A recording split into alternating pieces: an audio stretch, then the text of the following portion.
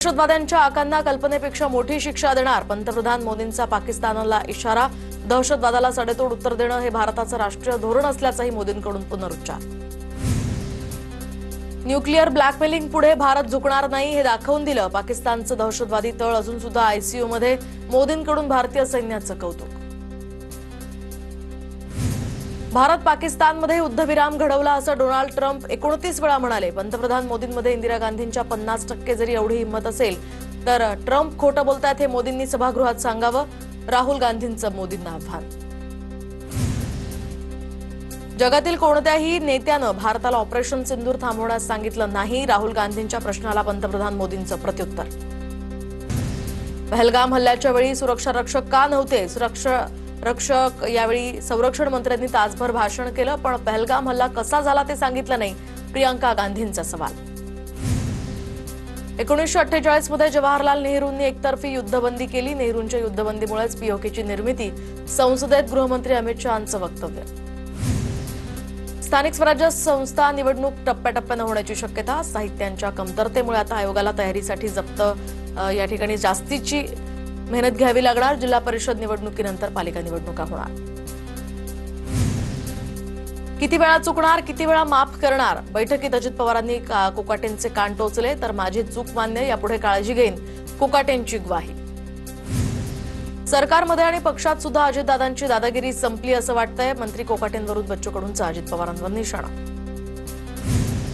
अंगाला डाग न लागता शासन करायचं आहे की नाही ते मुख्यमंत्र्यांनी ठरवावं। मंत्री कोकाटेंवरून आदित्य ठाकरेंची प्रतिक्रिया। तर गृहराज्यमंत्र्यांना बार हे हिंदू संस्कृतीत बसतं का? आदित्य ठाकरेंचा सवाल।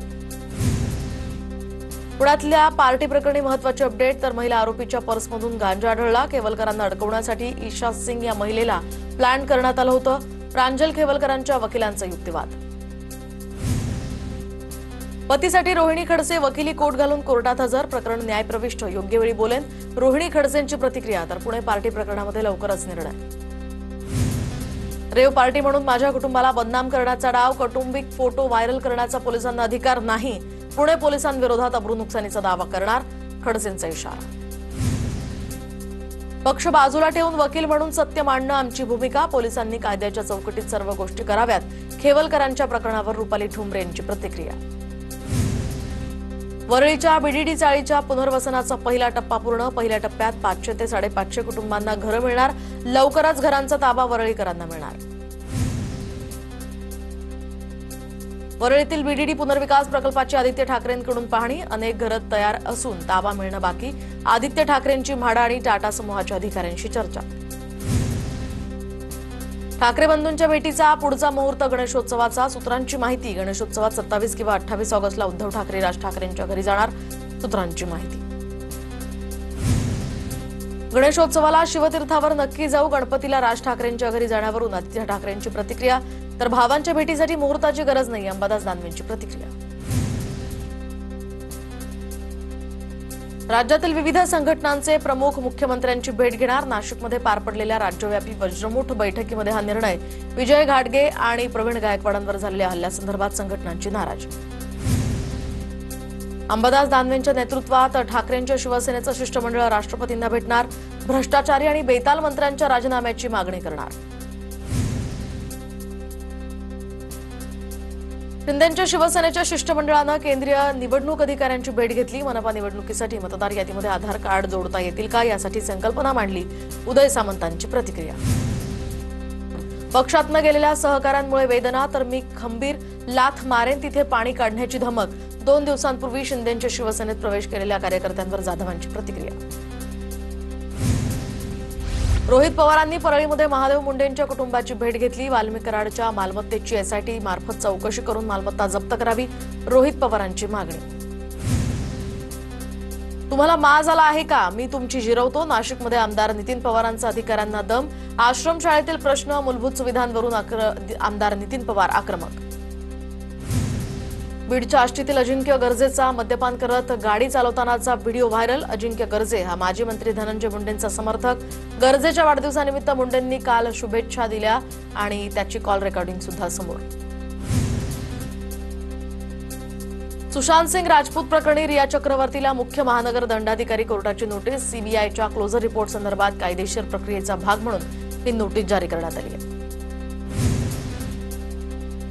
काँग्रेसकडून पंतप्रधान नरेंद्र मोदी आणि भाजपा आमदार देवेंद्र कोठे यांच्या विरोधात निदर्शनं तर आंदोलनादरम्यान पोलीस आणि काँग्रेस कार्यकर्त्यांमध्ये बाचाबाची।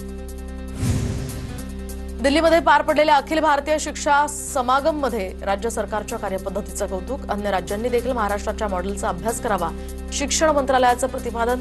शिक्षण मंत्री दादा भुसेंची उपस्थिती। शरद पवारांच्या राष्ट्रवादीच्या मुंबई विस्तारित कार्यकारिणीची आज बैठक। प्रदेशाध्यक्ष शशिकांत शिंदेंच्या प्रमुख उपस्थितीमध्ये आगामी निवडणुकांवर चर्चा होणार। महानगरपालिका निवडणुकीसाठी रणनीती ठरणार। वसई विरार महापालिकेचे माजी आयुक्त अनिल कुमार पवारांची तब्बल 18 तास ईडीकडून चौकशी। रात्री 1:30 वाजता ईडीचे अधिकारी अनिल कुमार पवार यांच्या निवासस्थानाबाहेर पडले, तर काही कागदपत्र आणि हार्ड डिस्क ताब्यात घेतली। एन्काउंटर स्पेशलिस्ट दया नायक यांना सहाय्यक पोलीस आयुक्तपदी बढती, तर सध्या दया नायक हे गुन्हे शाखा 9चे प्रभारी पोलीस निरीक्षक। कोल्हापूर महानगरपालिकेतील ड्रेनेज घोटाळ्याचं प्रकरण अधिकाऱ्यांना भोवलं। कनिष्ठ अभियंत्या प्रज्ञा गायकवाड, बळवंत सूर्यवंशी आणि वरिष्ठ लिपिक जयश्री हंकारे यांचं निलंबन। सर्वांची खातेनिहाय चौकशी होणार। नागरी पुरवठा विभागाच्या बड्या अधिकाऱ्याला एसीबीकडून अटक, तर गॅस एजन्सीवर कारवाई न करण्यासाठी 1,75,000ची लाच स्वीकारताना अटक। विनायक निकम असं अटक केलेल्या अधिकाऱ्याचं नाव। मराठीमध्ये शुल्क प्रदर्शित न करणाऱ्या महाविद्यालयांवर आता कारवाई होणार, तर शुल्क नियामक प्राधिकरणाचा शैक्षणिक संस्थांना इशारा। तर मुंबईतील उपकर प्राप्त इमारतींना नोटिसा। हे प्रकरण धोकादायक इमारतींसंदर्भात म्हाडालाच अधिकार। हायकोर्टात प्रतिज्ञापत्र दाखल, मात्र हायकोर्टानं दावा फेटाळला। म्हाडा आता सुप्रीम कोर्टात दाद मागणार। 10वी-12वी पुरवणी परीक्षेचा निकाल जाहीर। 12वीचा निकाल 43.65%, तर 10वीचा निकाल 36.48%। गेल्या वर्षीच्या तुलनेमध्ये 10वीच्या निकालात घट। राज्यात सध्या पावसाची विश्रांती। ऑगस्ट महिन्याच्या सुरुवातीला ऊन पावसाचा लपंडाव चालणार। राज्यामध्ये पुढील काही दिवस पावसाची शक्यता कमीच।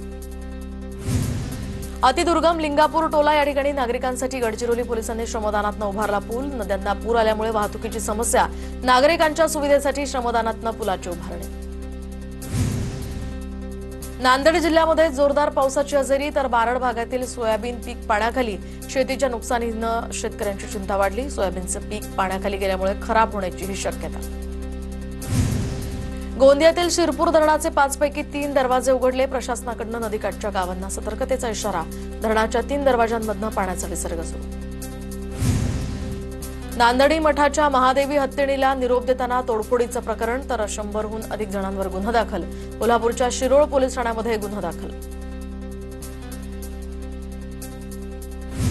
पुण्याच्या खेड तालुक्यातल्या जैदवाडी या ठिकाणी दगडफेकीची घटना। दरम्यान गावाच्या रस्त्याचा वाद, दगडफेकीमध्ये वाहनांची तोडफोड। रस्त्याच्या कामासाठी मुरुम घेऊन आलेल्या वाहनांची गावकऱ्यांकडून तोडफोड। बदलापुरात एमआयडीसी प्रशासनाचा भोंगळ कारभार। रस्ते दुरुस्तीच्या नावाखाली केवळ मलमपट्टी केल्याचाही प्रकार समोर, यामुळे स्थानिकांमधून संताप व्यक्त। अंबरनाथमधील लोकनगरी मैदानावर अनधिकृत गाळ्यांचं बांधकाम सुरूच। पालिकेकडून कोणतीही कारवाई नाही। अतिक्रमण विभागाच्या कामावर प्रश्नचिन्ह।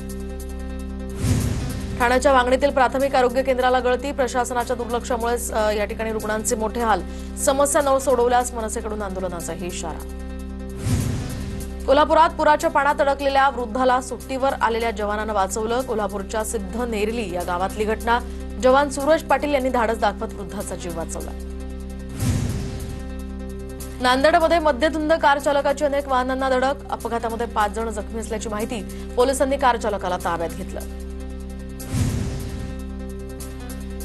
जळगावच्या धरणगाव तालुक्यातील भवरखेडे या ठिकाणी भेसळयुक्त दुधाची विक्री। पोलिसांच्या मदतीनं अन्न आणि औषध प्रशासनाची कारवाई। गुन्हा दाखल करत एकाला अटक।